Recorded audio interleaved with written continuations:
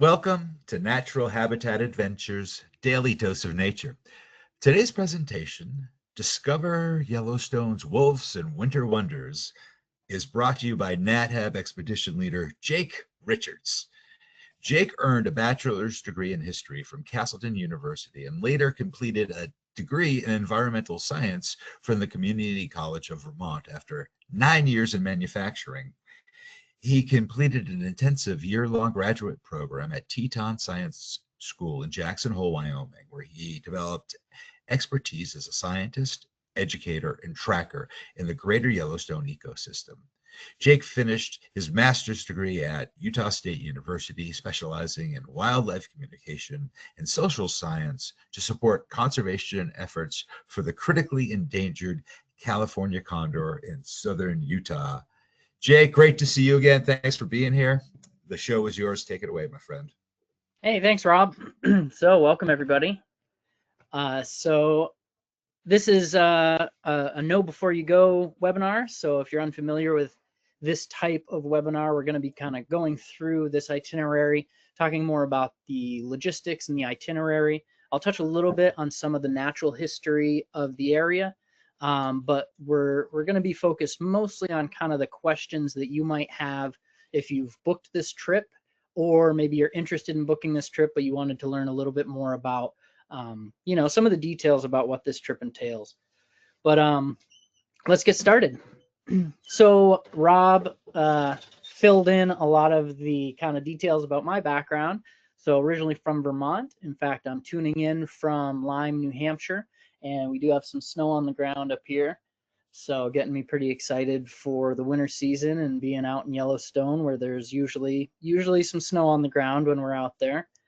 So I started working for NatHab in 2021, and I've guided most of their U.S. National Park itineraries, all the way from Alaska down to the Everglades and everything in between. I'm currently the lead guide for all of our Yellowstone and glacier itineraries.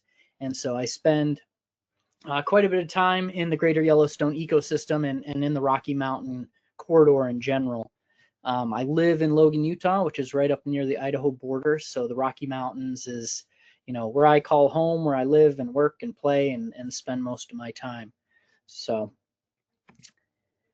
this is a fun picture of me guiding up in Yellowstone, and that's just kind of a fun one. If you look in the background, you can see the railing of the boardwalk, and the snow is just about as deep as the railing. So it's definitely a snowy, exciting time to be up there. So quick overview of what I'm going to talk about today over the next 45 minutes or so. I'll go through kind of the geography, a little bit of natural history. But like I said, the bulk of this presentation is going to be talking about the logistics of the trip, the itinerary. We'll talk a little bit about what we can expect for weather and temperatures and what gear that might require. Then I'll talk a little bit at the end about some of the wildlife that we're hoping to see on this trip to get everybody excited to come out to Yellowstone and Grand Teton National Parks. And then we'll open it up to questions. So I like throwing this slide in there just to talk about what our goals are on these trips. And this isn't specific to Yellowstone. This is kind of the mission that NatHab has, but it kind of gets us all on the same page as far as like, why do we do these trips? What is our goal? What is our expectation? And it's kind of this three-pronged approach to travel, which is, protecting our planet by inspiring travelers. So that's kind of the goal of our guides. It's the goal of these trips, is to inspire all of you that go on these trips to build that connection with these places, because that's how we protect these places. And that's what conservation is all about, is the protection of these wonderful places and species. But that's also tied into the second part, which is supporting local communities. That is both the natural communities, obviously the wildlife, the flora and fauna, but also the human communities. And so we support local businesses and local guides, local experts in the places where we guide. We want to have a net positive influence on all these places and on all these communities. And then zooming out, kind of the 30,000 foot view, is we want to influence our industry as a whole. NatHab wants to be a leader in conservation travel, which is a growing industry, and it's awesome to see what other companies and other locations are doing. And we kind of want to be at the forefront and, you know, lead with integrity to be an example to the changes that are occurring in this industry. So why is this place so special in the winter? So why should you go to Yellowstone and Grand Teton National Parks in the middle of winter when it might be cold and it might be snowing and it might be a little hard to get around? There's two big reasons that I like to talk about. And it's, if you've ever gone on a trip with me, I usually include this question in my welcome presentations because I am fortunate that I get to guide in Yellowstone all year long. You know, we do summer trips. We've also started in the last couple of years doing spring and fall trips to Yellowstone.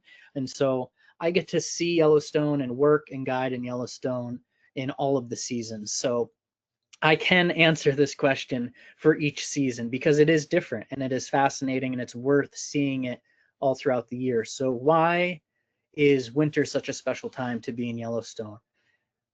Number one is the easy answer is the crowds. You know, Yellowstone is a popular spot. It's a beautiful place. A lot of people go there. It has name recognition, unlike a lot of other national parks. In fact, it's probably the most famous national park in the world, possibly. And so a lot of people go, and a lot of those people go in the summertime. And so going in the winter is you're not going to see the crowds that you see in the summertime. It's very difficult to access some of the places that we access because you can only do it via snowcoach and snowmobile. And so you sometimes will have experiences like the one in this picture right here, where we'll go to see an incredible geothermal feature, and we might be the only people there, or there might be just a handful of others, maybe, you know, one other tour company or something like that. So that solitude and just kind of that quiet, magical, you know, remote experience that people have had in Yellowstone for thousands of years. I think the winter time is one of the only times that you can really have that kind of timeless experience. The other piece that I like to answer this question with is has to do with the animal life. Well, the plant life too, but I'm going to focus on the animals. And that is because the winters here are very long, they're very cold, and they're very snowy. And so if you are an animal that has evolved to live on this landscape, to survive and thrive on this landscape, you basically have evolved to to adapt to the winter conditions. You know, summertime is like break time. Summertime is vacation, even for the animals, just because, you know, there's more calories on the landscape. Your metabolism doesn't have to keep up with those cold temperatures, et cetera, et cetera. So wintertime is where you get to see these animals behaving in the ways that they have evolved for, you know, millennia or even longer sometimes. And so later on in the presentation, when I talk about the wildlife, I'll talk a little bit about some of those unique adaptations. But I think those are kind of the two of my top reasons why everyone should put it on their bucket list to see Yellowstone in the wintertime. So where is Yellowstone and Grand Teton National Parks, and what is the GYE?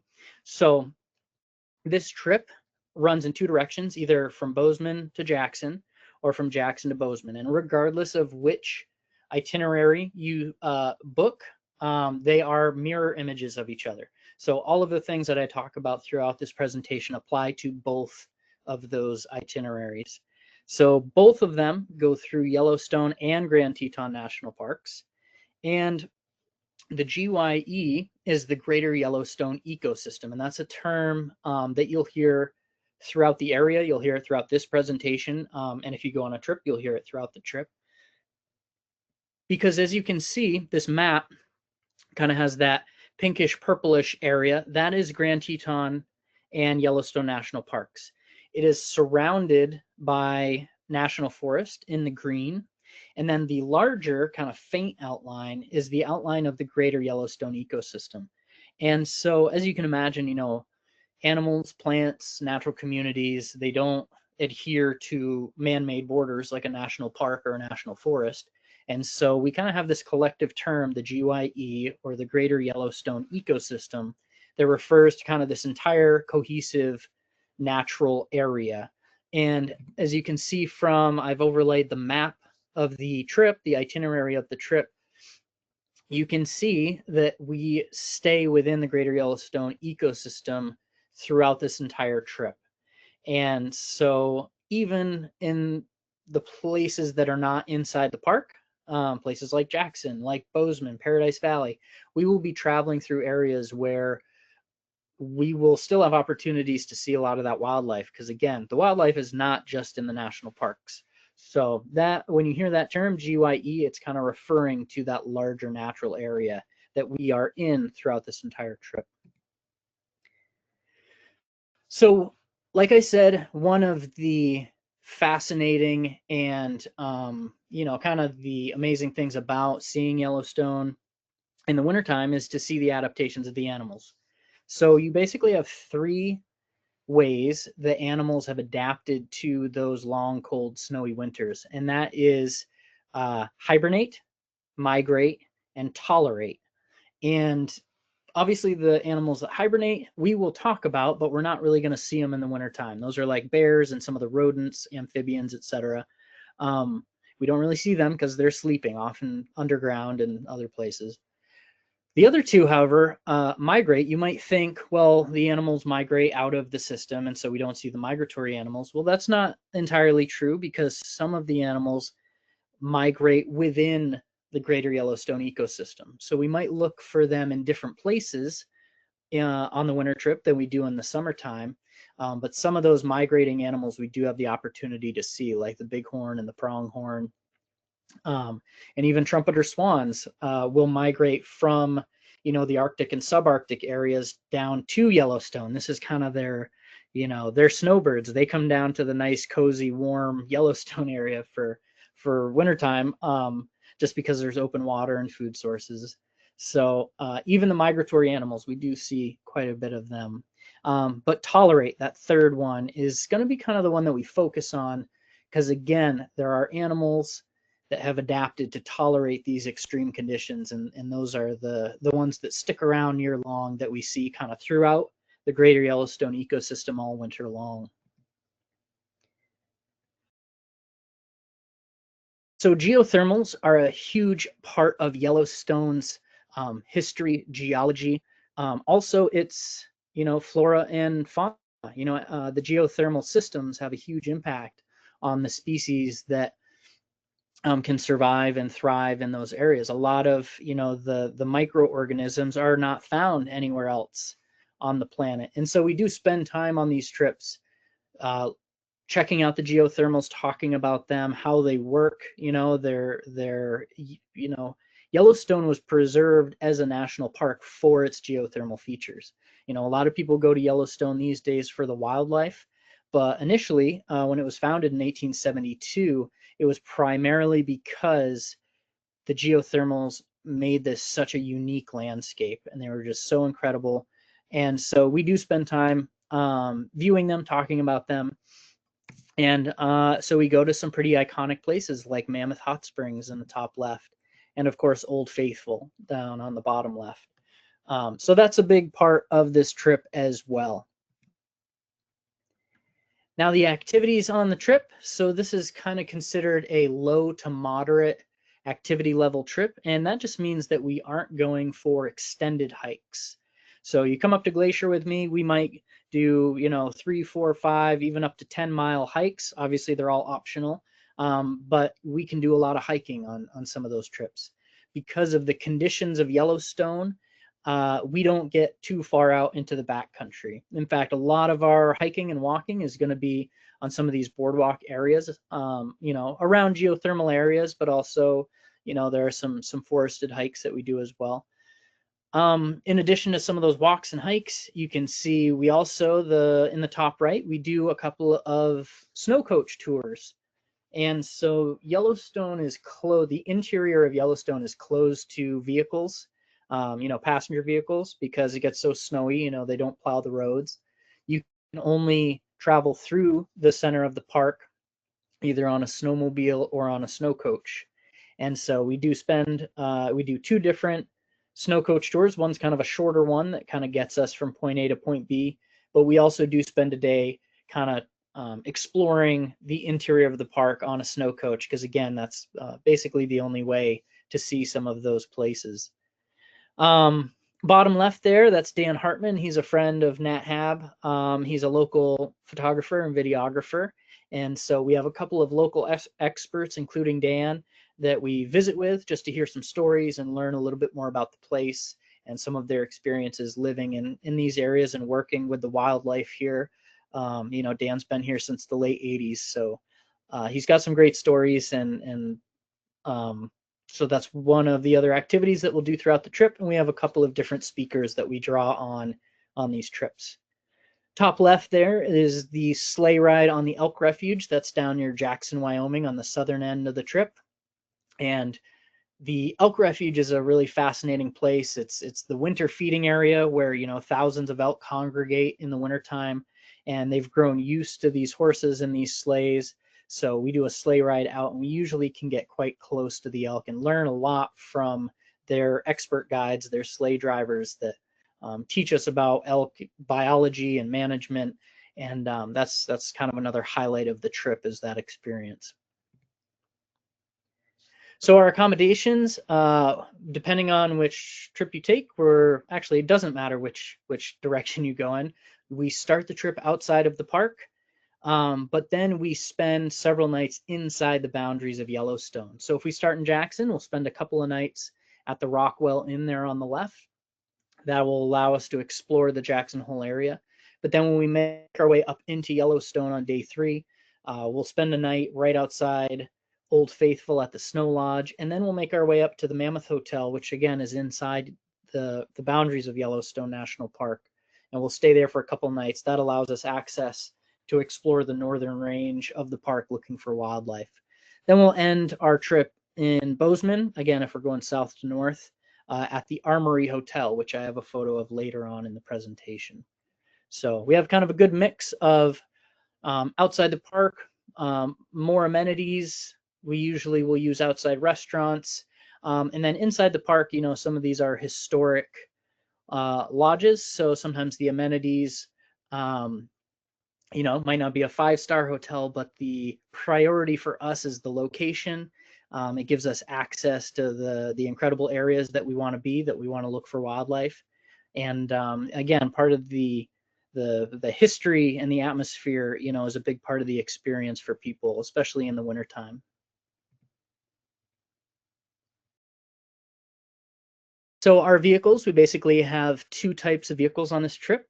You can see our Nat Hab Sprinter vans there on the left. We do use the ones that, if you've been on a Nat Hab U.S. National Park trip, you've probably seen these. They have the pop tops or the hatches, which allow us really good viewing opportunities of wildlife that may be close to the vehicle, or maybe we just get a better vantage point, or maybe it's a safety issue if an animal is too close to the vehicle. Everybody gets a window seat. That's kind of a rule at Nat Hab, and so our groups are usually between 10 and 14 individuals, between 2 vans with 2 guides, which means there's only about 6 to 8 people in each van, and everybody gets a window seat. That's also true for our snow coaches. Again, we take 2 different snow coach rides on this trip, and we also book 2 private snow coaches, so everybody does get room to have that window seat, because again, a big part of the experience of Yellowstone is traveling through these incredible landscapes. So even if we're driving from Flag Ranch to Old Faithful, you know, it's about an hour and a half, maybe a 2-hour drive, depending on conditions, but we're going through some incredible landscapes. We'll be making some stops along the way, but we really want everybody to just be able to take in that landscape as we're traveling through it. When you're on a trip, we'll kind of go more in depth about the vehicles and some of the safety features and you know, things that we keep in the vans, like our snack bins and our thermoses of hot beverages. But another thing to point out about the vehicles is, I know some people have a little bit of anxiety about the temperatures on this trip and about staying warm. We, again, since we're not doing a lot of extensive hikes, we usually have very immediate access to our vehicles. So if it's a very cold day and you happen to be kind of, you know, a little chilly even in all your layers, we will be able to have those vans warm to keep people out of the wind and warm you back up. So that's another way that we use these vans as a tool on these trips. Okay, so you'll never go hungry on an AHAB trip. So this trip, we will have kind of sit down hot dinners every night of the trip.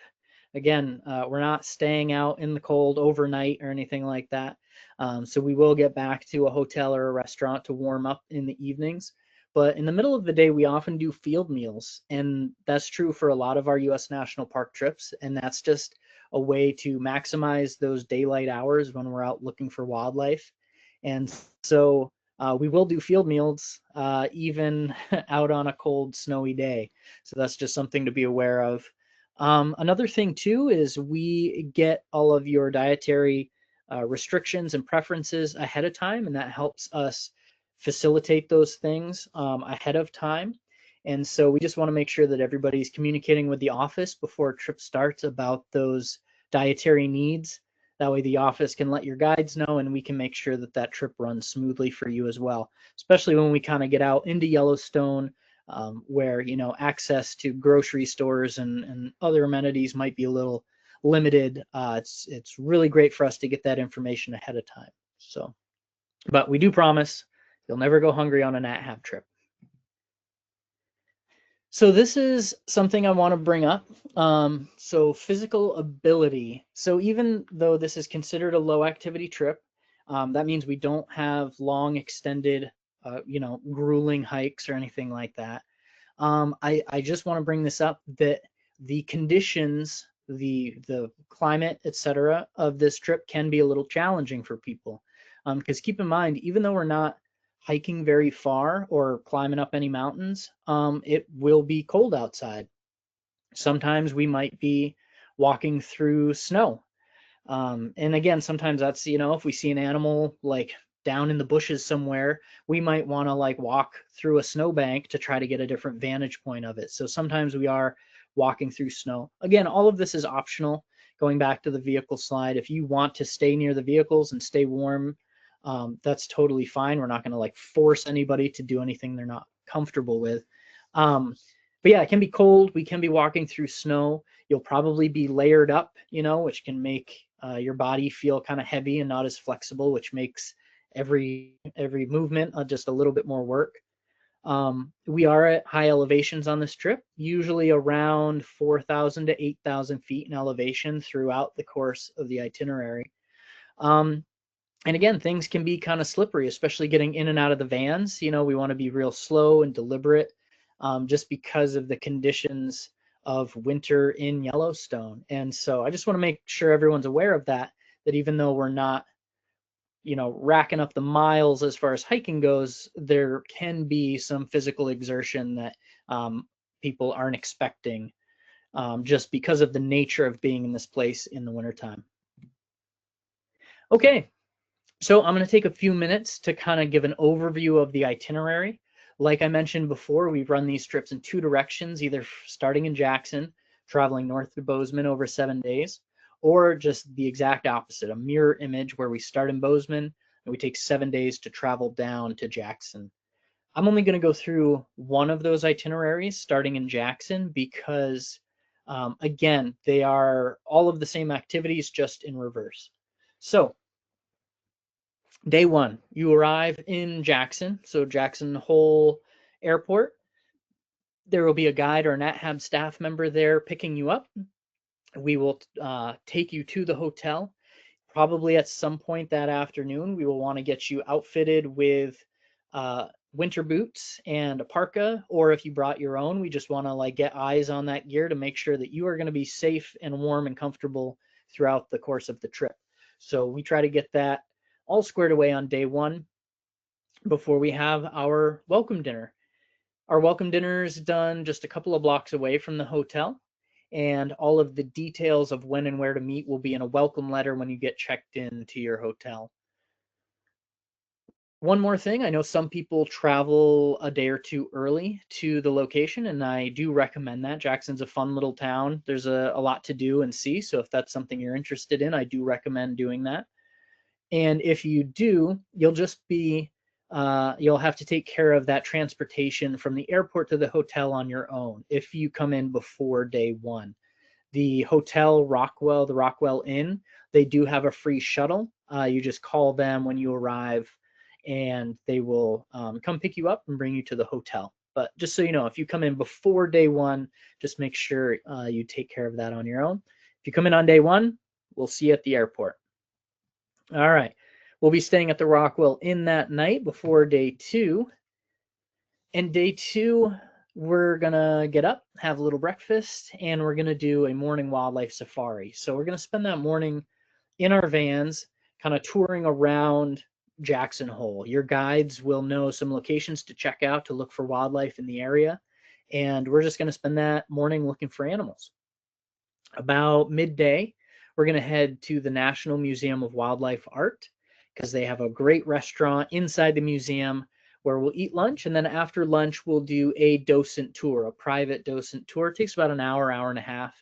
But the National Museum of Wildlife Art is incredible. You know, it's beautiful art. You learn something about the wildlife. You learn about the history of the place. And it's a really fun educational experience and a chance to warm up after what might be a chilly morning.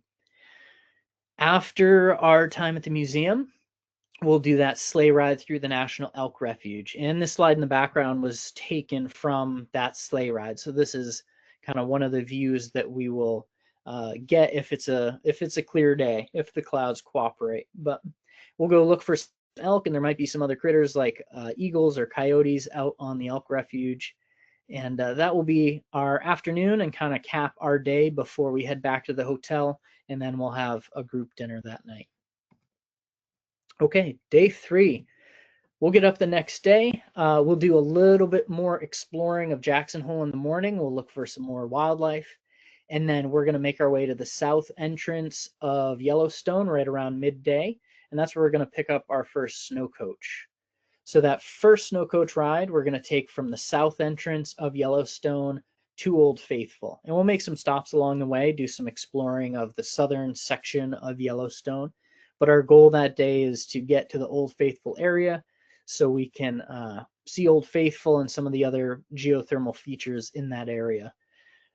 One thing I always like to point out about this part of the trip goes back to that slide where I said, you know, why is this place so special in the wintertime?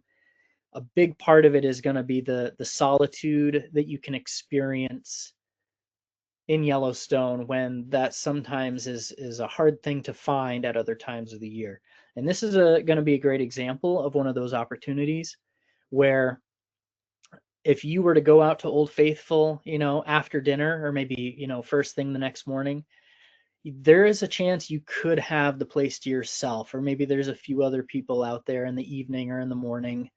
And it is a pretty, God, I don't want to overuse the word magical, you know, magical, spiritual, meaningful experience to be out in a place like Old Faithful where it's just dead silent. You know, you might find a corner where you're all by yourself. And so I always highly recommend to guests on my trip to take advantage of that opportunity, you know, either in the evening or the morning of the time that we spend at Old Faithful to go have that experience, because that truly is kind of a once in a lifetime opportunity.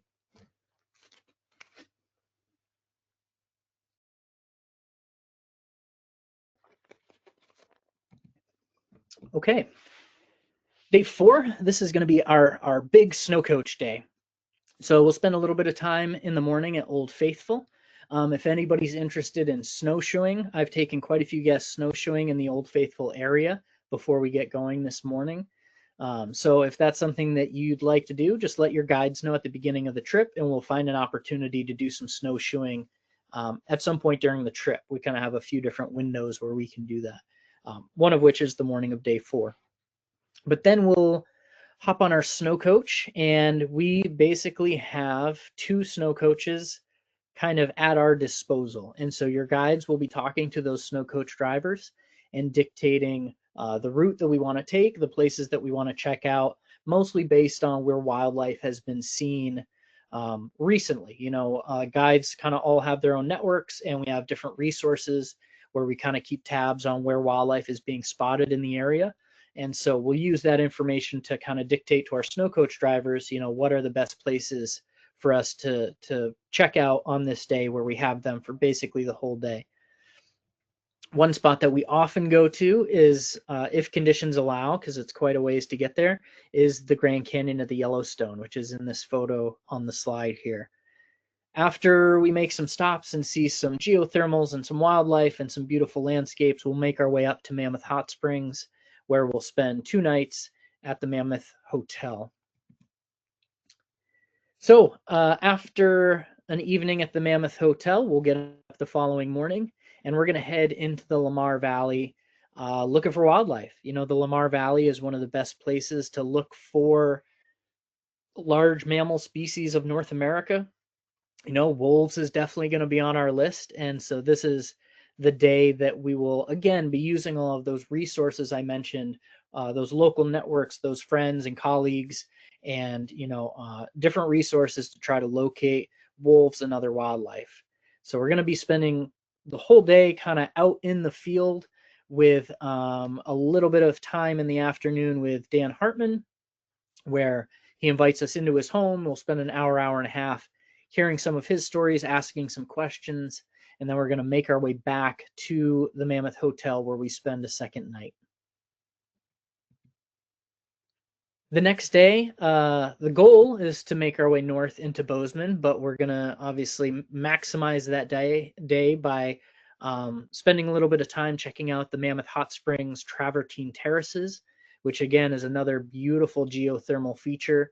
You can see at sunrise, like in this photo, that's just an incredible, quiet place to spend the morning, go for a little walk. That morning is going to be a little bit flexible, so your guides will kind of determine, well, things we haven't seen, things we have seen, and we'll maximize our time that morning trying to, find those things that maybe we haven't seen yet before making our way north through Paradise Valley up towards Bozeman. Bozeman is where we end our trip. This will be our last dinner together on day 6. So this will be our farewell dinner. And that happens right in the hotel in a private room, so we don't have to drive anywhere. And we'll have our farewell dinner together before our departure day. And so on day 7, our departure day, your guides will be making sure that everybody gets to the airport or the hotel or wherever they need to be to head out on their next adventure. Okay, I'm sure this is why a few of you tuned in. Let's talk about weather and conditions and gear.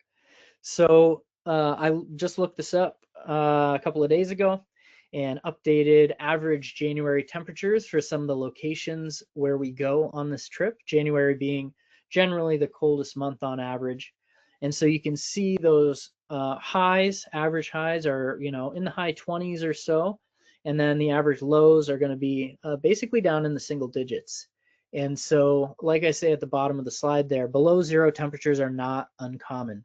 And if your eyesight's really good and you look real close at that thermometer I'm holding, you can see that day in the sunshine there was negative 30 degrees Fahrenheit. So it does get pretty chilly. And so how do we deal with that? What do we do? I mentioned the vans. The vans are always a resource for folks to stay warm. But, as the old saying goes, there's no such thing as bad weather, only bad clothes. So let's take a few minutes to talk about gear. So what do we provide? NatHab provides everybody with a big warm parka, some very warm winter boots. In addition to that gear, we also provide optics, meaning binoculars and spotting scopes. That we have binoculars for every member of the trip, and then we usually have around a half dozen spotting scopes, that your guides will be setting up depending on what we see. Trekking poles, which we'll have access to in the vans when we need them. Traction devices, being creepers, yak tracks, cleats, whatever you want to call them. You know, we can put them on people's boots if we need to, you know, if some of those boardwalks are a little icy. And then hand warmers. Hand warmers are, you know, a great thing. We'll probably be using them pretty frequently. We always recommend, if it looks like it's going to be cold out that day, or if you anticipate getting a little chilly, get them fired up, get them in your gloves or your mittens right in the morning so you can keep your hands warm. And we also do have toe warmers as well that you can put in your boots. Oftentimes the toe warmers, we'll try to hand them out in the evening. That way when you're getting dressed in the morning, you can put them in your boots when you put those on for the day. So what should you bring? Layers, layers, layers. Layers are very important. A great system is going to be what I have there on the bullet point, which is the base, mid, shell system, which means a good base layer. That's going to be, you know, your long johns, your long underwear, whatever you want to call them, for both upper and lower body. That's kind of, you know, the layer that stays close to your skin. A mid layer, that's usually sweatpants, a fleece or sweater, and then a shell. And the shell is going to be that big parka. We do recommend, you know, some type of like ski pants or rain pants, you know, something that's kind of weatherproof, in case it's snowy, in case we walk through the snow, something to just kind of keep the snow and the wind. That way those inner layers can kind of do their job and keep you warm and insulated. You can bring warm hat, recommended. We do have some Nat Hab fleece hats that we'll have on hand just in case you prefer to take one of our freebies. Warm gloves or mittens, that's an important one. If you think your hands tend to get cold, I recommend bringing mittens because keeping your fingers together helps keep them warm. That also means using those hand warmers. You can have that hand warmer, you know, right against your fingers, and that'll help keep them warm as well. I wear gloves. I usually bring long mittens, but again, like that last bullet point there, if you have any questions about this, feel free to ask. I'm happy to chat. You know, I've worked and guided in, you know, Vermont, Utah, Wyoming. So a lot of cold, snowy places. So I feel pretty confident I can answer most questions about cold weather gear. That one in quotes, cotton kills, is an expression in the outdoor industry just because cotton, when it gets wet, it loses its ability to keep you warm. And so if you're looking for what layers you should be buying and bringing, we definitely recommend synthetic and wool are usually the best, especially for those thermal layers. You know, something like Smart Wool or Under Armour or some type of wool or synthetic layer usually work definitely better than cotton. Okay, you should also bring a day pack, a water bottle, a camera of some kind. It can just be your smartphone, that's fine. But if you do want to bring a camera along, feel free to do so. And sun protection, which people find kind of interesting. What I mean by that is primarily sunglasses. A lot of times if it's a sunny day, especially with all the white from the snow, that white landscape can be kind of hard on the eyes, and you can actually get some reflective UV. So people do sometimes get a sunburn in the winter times. So we'll have sunblock as well, in case you have any exposed, you know, skin on your face on a sunny day. But definitely bring sunglasses. We recommend them. Okay. Photography. So we do have photography specific trips, winter Yellowstone trips. So if you're a photographer and you want to go on a trip with expert photography guides, I recommend talking to your adventure specialist about those departures. But most of our guides are photographers, are going to be taking pictures throughout the trip.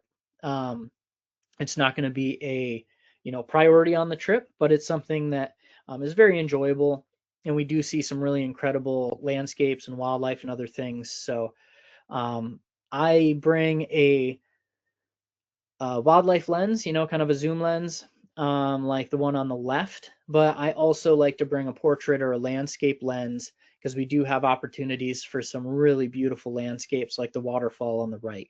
So again, I'm bringing two lenses. If you're into photography, I recommend doing the same. But again, if photography is not your thing, that is totally fine. We also have the photo sharing platform that we use at NatHab. So the photos that your guides take and that other guests take, we do have an opportunity to share those with each other. And so don't stress if you don't get a shot of something cool. And again, we'll talk more about this on the trip. But photography is something I'm starting to get into, so I like to bring it up in case people have questions about that as well. Okay, this is kind of our last section. Let's talk a little bit about the wildlife, which is why I hope everyone is interested in taking this trip. So I'm a birder. I love birding. A lot of people don't think of Yellowstone in the wintertime as a birding destination, but the animals that are in the area in the wintertime are usually very unique, interesting, hardy animals, and that includes the birds as well.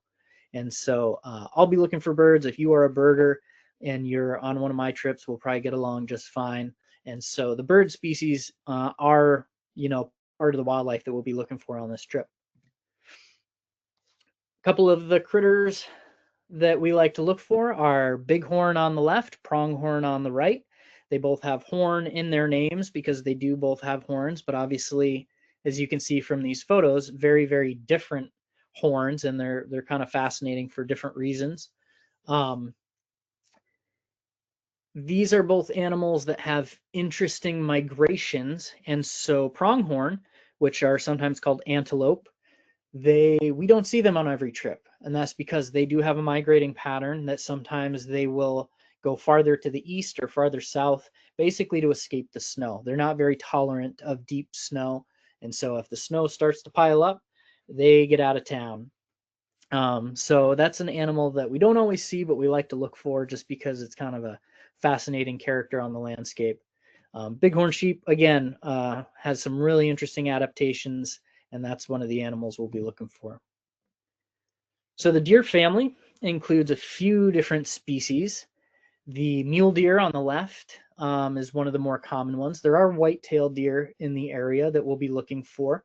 There tend to be more mule deer, so if you see a deer, it's more likely to be a mule deer, but on the trip, we'll talk about some of those differences. The kind of middle of the pack that is not on this slide is going to be the elk. And again, they have interesting winter habits in that they have winter feeding areas where they tend to congregate. And so in places like the elk refuge, we'll probably see a few elk. Can't guarantee any animals, but there's usually a few elk around Jackson in the wintertime. And then the one on the far right is our moose. So moose are actually a deer. They're the largest member of the deer species, and they're another fascinating animal.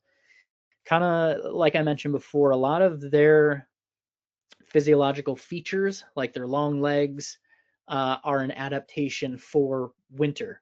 And again, I'll leave that as a little teaser. We'll talk about it more on the trip. So wildlife tracking is something I'm really passionate about.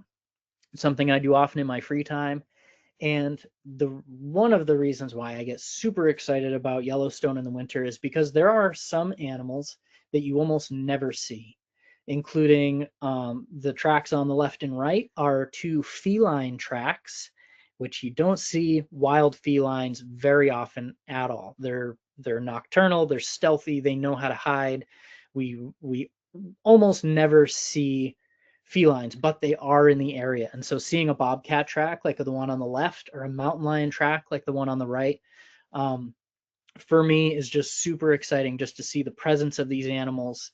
And you start to look at these tracks and see what they're doing, and you start to interpret their behavior through the sign that they leave behind, and it starts to tell a story. And I just, you can tell right now I'm kind of getting excited just talking about it.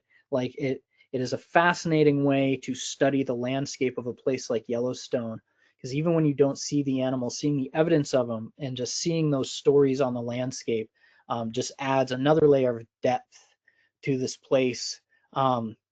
And that layer is not impossible to see in the summertime, but it's definitely much easier to read when the whole system is kind of covered in snow, just kind of almost like a blank canvas that you can start to see these patterns emerge. And then that one in the middle, that's a grouse track. So just a little, bird tracking experience that we did in some fresh powder there, which was kind of fun. All right, probably one of the reasons why most people book this trip is to look for some of these canines, like the coyote on the left. We've got a red fox on the top right, and then we have a gray wolf on the bottom right there. And again, all three species are kind of fascinating in their own right. Obviously, Yellowstone is known for their population of wolves, the reintroduction that happened in 95 and 96, and it's really incredible just to have the opportunity to look for them and sometimes see them on the landscape in the wild. We never guarantee it. I got skunked a couple of times this year. I'll be straightforward about that, looking for wolves. There's about 100 wolves in a 2.2 million acre park. But again, we have a lot of resources at our disposal. Your guides are experts. They have a strong local network, and we have a few resources at our disposal to help find them, to pinpoint them, and to observe them in the wild, which is, again, just kind of a once in a lifetime opportunity. So definitely a priority for all of our guides on this trip to find those wolves. But I bet we can see some of those canine cousins as well. And again, they're all just incredible animals. All right, I think this is my last one, the bison, which, a lot of people, when they think of Yellowstone, they might think of wolves, but, bison, I think, are kind of the true icons of this place, both from a conservation history, just going back to how there used to be tens of millions of them, across the North American continent, down to, there were just a couple of dozen in the Yellowstone area. And we'll talk about that history and how that population is doing, how they're recovering. We usually can find a few snowy bison on this trip because there's a few bison in the area and definitely plenty of snow. But going back to what I alluded to earlier, bison are one of those animals that I think you can truly only appreciate them when you see them in the wintertime. Because in the summertime, you see them out in a field, out in a river valley, and they're just kind of grazing, they're feeding, they look relaxed, they look docile. Sometimes that gets people in trouble because they look a little too relaxed and docile. But they are built for this place in the wintertime. That shaggy fur on the front half of their body, on the front legs, is because they don't pick up their legs to walk through the snow like the moose do. That's why moose have long legs and bison do not. They just snow plow right through, 4, 5, 6 feet of snow. They have that big hump and that big head and those powerful shoulders because they're not pawing down to get grass like the bighorn, the pronghorn, the elk. They're going to use their heads just to, swing it back and forth, just to snow plow all that snow to get down to that grass. So, again, we'll go on at length about what incredible creatures these are on the trip.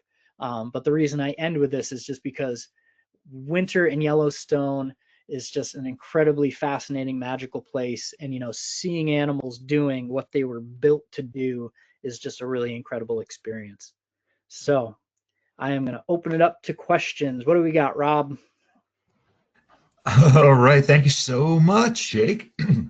Now, before we dive into the questions, everyone, I want to remind you that you can submit your questions via the question field in your control panel. Just go ahead to the upper right-hand corner of your screen, and you can click on those 3 lines and put your questions in the question field. Okay, so are we going to do any night hiking? Should I bring a headlamp with me? Oh, great question. I would say it's optional. If that's something that you would like to do, bring your headlamp, talk to your guide, and we can make that happen. Awesome. That sounds like a lot of fun, actually. Mm-hmm. Oops, sorry about that little glitch there. So what about any opportunities to cross-country ski? Is that something that's a part of this? So we don't, NatHab doesn't have any cross-country skis, but there are cross-country ski rentals at the Snow Lodge at Old Faithful where we stay. So again, if that's something you're interested in, talk to your guide, and we can probably facilitate that. It might not be guided like with your guides. So, but if you do have a little bit of experience on cross country skis, we can probably try to find a window of time for you to take advantage of that at the Snow Lodge at Old Faithful. Mammoth, I believe, also does. I've never done it there, but I'm pretty sure they do. So there might be more than one opportunity to do that if you're interested. But yeah, again, I don't think your guide would be able to guide you in doing that if you are an absolute beginner, but I think we can facilitate that happening if you have a little experience. Gotcha. Thank you. Well, let's talk about snowshoeing for a second.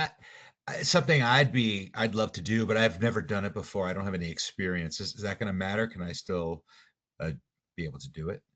Sure. Yeah. So that is something, it's a little different than the skiing in that snowshoeing is something that we try to, yes, if you wanted to snowshoe, one of your guides would help you with that. And so I have taken many first time snowshoeing to some really beautiful spots. So yeah, we can make that happen. Oh, cool. Thanks. How long is the longest hike? And if I need to go to the restroom during this long hike, Hmm. is that going to be possible? Yeah, great question. So longest hike, all the hikes are optional. I would say the longest possible hike that you could do would be 2 miles in the Old Faithful area. But I would say most of our hikes that we do as a group with a guide are probably our longest one might be around a mile, meaning we would only be out. Let me just say we have plenty of restroom stops. That's something that we do prioritize, especially since it's cold weather. Most people are drinking a lot of hot beverages, which facilitates restroom stops. Um, but no, most of our hikes are going to be short, less than a mile, meaning we're out for around an hour at a time. So that shouldn't be an issue. It never has in the past. The only opportunities for longer hikes would be if people are really itching to do a longer hike on their own. We would kind of give some direction, and that would be an opportunity. We don't do those long hikes, as whole groups, if that makes sense. Gotcha. Thanks. So should I bring like my own hiking poles or even snowshoes with me? No, no. We provide trekking poles and snowshoes we will rent, and they also provide the poles, so you don't need to bring any of that gear unless you have some fancy poles that you just are absolutely in love with. Other than that specific instance, we will provide all that gear. Gotcha. Thank you so much. So, if I'm arriving early in Bozeman, by a day or two, is there anything I can do there that you would recommend? And do I have to arrange a pickup, or well, how do I get picked up if I'm there early? Yeah, so if you arrive in Bozeman before day one, you do have to arrange your own pickup. That hotel, the Armory, doesn't have a shuttle, but Bozeman's a much bigger town than Jackson, so things like Uber and Lyft are readily available. There's also a taxi service that I have used called One Call Taxi. They are very reliable, and I recommend them. Um, the hotel is it's on the backside of Main Street, so it's less than a block away from Main Street. So if you do get there early, there are lots of things to do on Main Street, from shops to galleries, coffee shops, restaurants. There's also the Museum of the Rockies, which is a really incredible museum.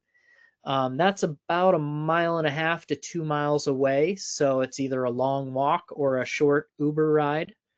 Um, and I do recommend that. That's a really cool museum. Another random thing, I had some guests just a month or two ago. They went to I think it was a computer and technology museum, which I had never heard of, and they highly recommended it. So I'll just throw that out there as well.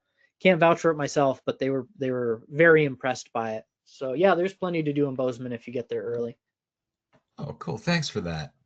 So how much daylight is there at this time of year? What during these trips? Yeah, no, it's getting shorter and shorter. I'd have to look up timings, but Boy, gonna put me on the spot. The earliest mornings, we don't usually get started until 6:30 or later. I know in a lot of the materials for our Yellowstone trips, it talks about, early mornings to go look for wildlife. Winter trips, we don't have to start quite as early just because the daylight's shorter. So usually I would say, 7 to 4 is kind of, daylight hours, and we might be out a little bit before or after that. Keep in mind that's probably the beginning of the season, and Yellowstone is far enough north that that daylight increases pretty rapidly. So by the time we get into the February season, that daylight has increased quite a bit. So, but I would say like our shortest daylight days are going to be around 7 a.m. to 4 p.m. is going to be daylight. Gotcha. Thanks. Maybe even a little later So than 4, but ballpark. Yeah.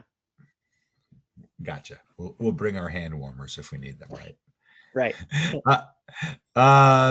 So what areas of the park are we going to concentrate on? Do we have a lot of time in the Lamar Valley area looking for wolves, perhaps? Yeah, so Lamar Valley, we basically have about a day and a half up there. We have a full day, day 5 on our Jackson trips. The morning of day 6, we do have that opportunity as well. So Lamar Valley is a day and a half, Jackson Hole's a day and a half. The Old Faithful area is, about a full day, 2 half days kind of put together. So we prioritize Lamar Valley and Jackson Hole just because that's where the wildlife tend to be concentrated in the winter season. So that's why we kind of dedicate the most time to those 2 areas. But Yellowstone's a big park and there's a lot to see. So we try to hit some of the highlights while we're traveling between those 2 focal points. Gotcha. Thanks. So we talked about parkas and boots and things. Do I need to bring snow pants, or is that something that NatHab will give me? Bring your snow pants. Yeah, that's not something we provide. The parkas are pretty long, so depending on how tall you are, they usually go around almost down to the knees. So if you don't have ski pants, it's not the end of the world because your boots will go almost up to your knee. Your parka will go almost down to your knee. But I do recommend ski pants, or some type of, snow pant. I have Gore-Tex rain pants, which are a little bit thinner. But as a shell layer, you're primarily concerned with kind of like keeping the snow away from your socks and your base layer and everything. But yeah, I would recommend some type of weather resistant shell pants to wear. You will be much happier if you are not wet. That's an excellent point. Thanks for making it, Jake. So what are you looking forward to most this season? Is there something new or different that we're going to experience if we've come out in the past? Yeah. So this season, all of our trips are staying at the Mammoth Hotel. And so there was a big flood in Yellowstone a couple of years ago, and that disrupted a lot of things, including the Mammoth Hotel being closed for a couple of years. And so we haven't been able to use them consistently over the last few seasons. And it's a beautiful facility, but like I said before, the location is just incredible. It's right nestled at the base of the Travertine Terraces, gives us great access into the northern range, places like the Lamar Valley. So I'm excited that all of our guests that booked this trip this year will be staying in that facility and be able to get more time exploring that area. Excellent. Thank you, Jake. Well, unfortunately, that is going to be the last question that we do have time for today. So I want to throw it back to you for any closing comments you may have for us today. I don't have anything too profound. I'm just excited to get back up there. Yellowstone in the wintertime is, again, just a once in a lifetime experience. And a lot of very experienced NatHab travelers frequently say that it's their favorite trip. And even if you've been to Yellowstone in the summertime, I think you will see why if you come with us in the wintertime. So there you go. Jake, thank you for taking the time to present for us today. And well, I'd like to thank everyone who tuned in today. So if you are interested in information on how you can travel to Yellowstone with NatHab, give us a call at 800-543-8917, or you could send us an email at info@nathab.com. Our adventure specialists are happy to help you out. Join us tomorrow for our next Daily Dose of Nature. You can check out this week's lineup, including the registration links, on our website at nathab.com/webinars. We did record today's presentation, and the replay will be available on our website soon. With that, I will conclude the webinar. Goodbye, everybody. We'll see you next time.